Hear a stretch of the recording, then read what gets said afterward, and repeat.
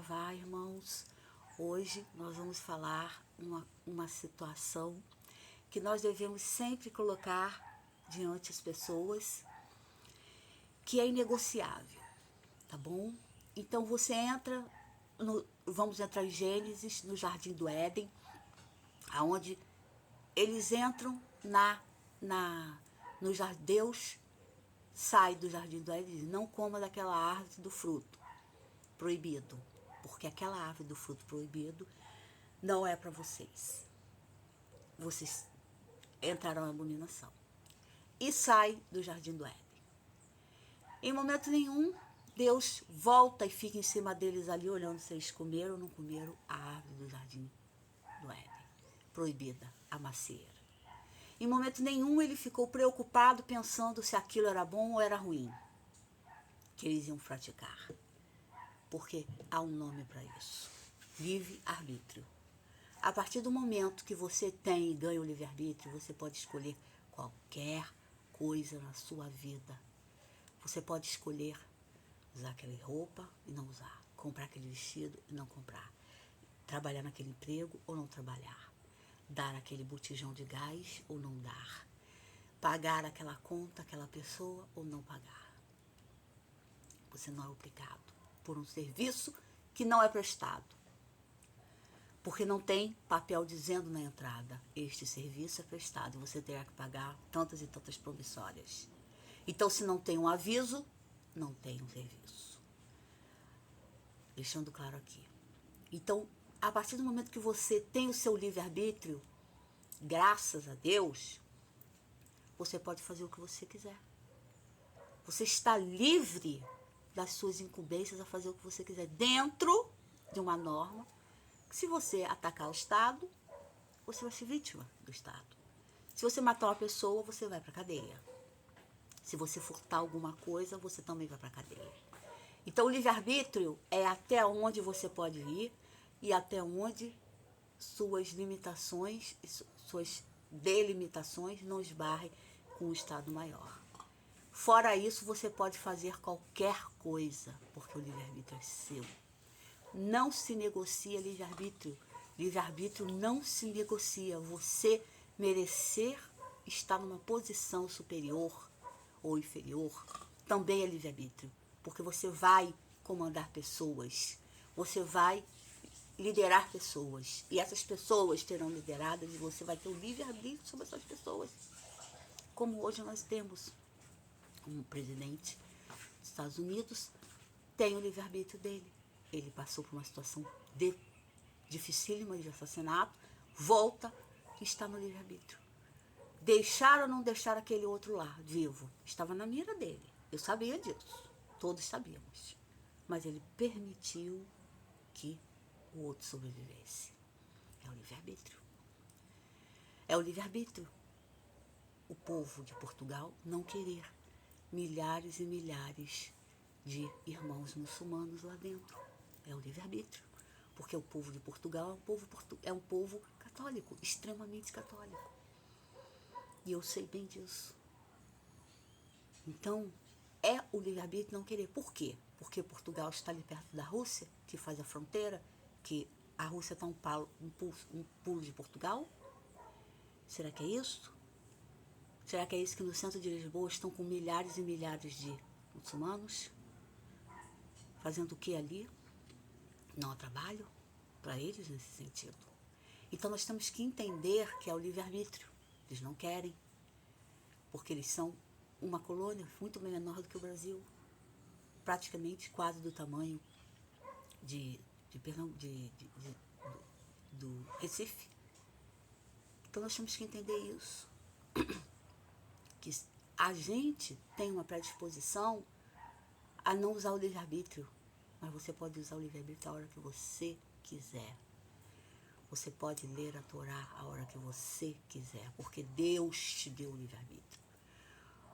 Eu tenho livre-arbítrio. E eu posso falar o que eu quiser, dentro de uma norma restrita do Estado maior. Mas eu tenho esse livre-arbítrio. E esse livre-arbítrio não impede que eu faça e dê meu dinheiro aonde eu não quero. Posso pegar o bolo de dinheiro e distribuir dentro da sociedade. que é a mesma coisa. Servindo a outras pessoas, servindo outras pessoas que às vezes vão pegar esse dinheiro e não vão empregar dentro de fazendas e dentro de impérios milionários. Então, exerça seu livre-arbítrio.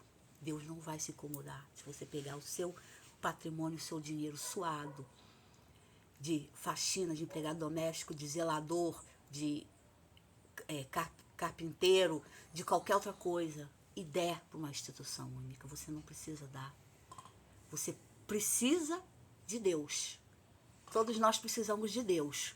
Todos nós precisamos de Deus, mas nós não precisamos colocar o nosso livre-arbítrio morto dentro de um livro. Porque não é livre-arbítrio de Deus, porque não faz parte de Deus. O livre-arbítrio faz parte de Deus. Se Deus não permitisse, Deus não saía do jardim e deixasse Adão e Eva viver no jardim.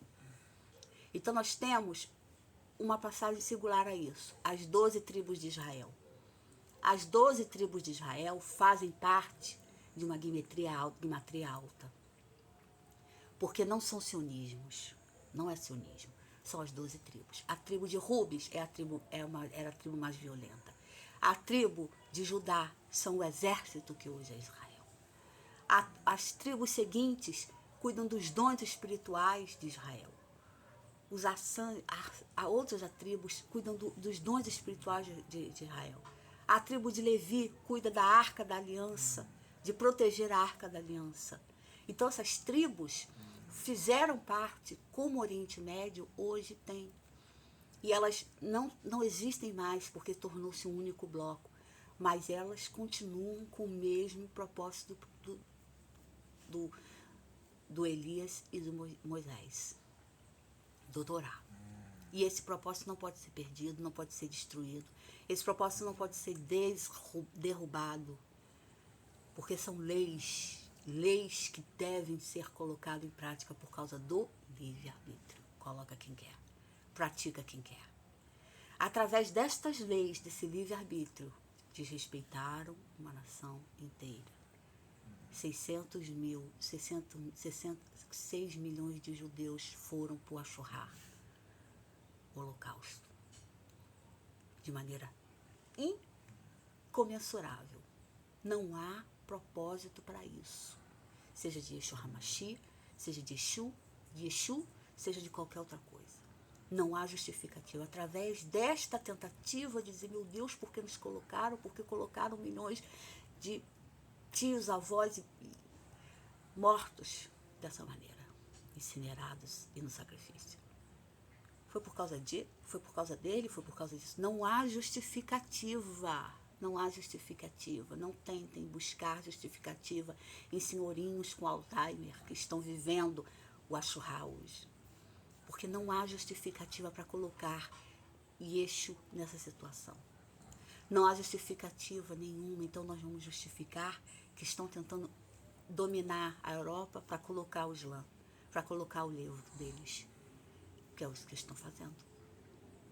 A justificativa vai ter muitas mortes, muitos vão morrer, que vai ser uma guerra santa brutal, junto com eles lá, com a Rússia e com o outro que deixaram ele viver, deram o livre-arbítrio para ele viver. Por causa de quê? De petróleo. Então nós entendemos que o livre-arbítrio é a postura que você tem de dizer não a certas situações. Foi o que Deus te deu. Não negocie seu livre-arbítrio. Não negocie seu livre-arbítrio. Seu livre-arbítrio é seu. Ele pertence a você e ninguém mais. Diga não quando você não tiver condição. Se você tiver com as suas contas a pagar e não tiver 1 quilo de comida na cozinha, na tua vida, e ter que pagar promissória para outras pessoas baterem na tua porta para querer gás, a nível de religião, a nível de Estado, a nível de qualquer coisa, use o livre-arbítrio. Você não é escravo do sistema deles. Você não precisa estar ali sentado ouvindo baboseira de gente que quer tirar seu dinheiro. Usa seu livre-arbítrio. Obrigada.